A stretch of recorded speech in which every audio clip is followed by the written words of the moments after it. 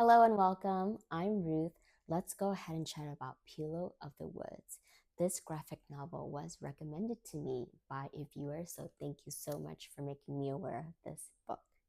The book was written, illustrated, drawn, and colored by Nguyen. The story follows Willow, who really doesn't share her feelings and she kind of bottles up a lot of her feelings. And a series of events happen to her that makes her and forces her to deal with her inner feelings. Luckily, she doesn't have to do it alone. She has her trusty sidekick with her, her loving animal friend dog, Chicory. And from the looks of it, I think Chicory looks like a medium sized dog. Let me know what you think. So this is Willow here, and she has her signature red jacket and yellow rain boots. And I feel like, yes, even though this is a graphic novel, there's still some things you can take out of it. For example, how do you deal with your inner feelings?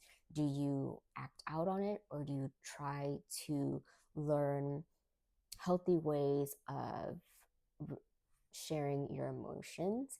To, you know, it's important to share your feelings with people, and it could be your family members or maybe a close friend, but it's just important to share with somebody how you feel so that it doesn't get bottled up and you blow up on people, because that will happen. Hopefully not fairly often, but that will happen. We are human, so sometimes there are things that we keep to ourselves, and then for whatever reason something sets us off and then we explode. So it's just important to either communicate with a friend, communicate with a family member, or even communicate with a professional of how you feel. One of my favorite quotes in this book talks about strength and tenderness going hand in hand. So the quote just says, "Tenderness and strength go hand in hand." And such a simple quote, but I think it has so many meanings. When certain situations, I think it's important to have both, you know, being soft spoken or being soft in certain situations. And then there are times where you need to have strength to pull through certain things. So I like that, because sometimes I think people feel like, oh, you have to be very assertive and that means you're strong or you have strength. No, sometimes it's okay to be quiet, reserved, and that is also a way of showing that you are strong.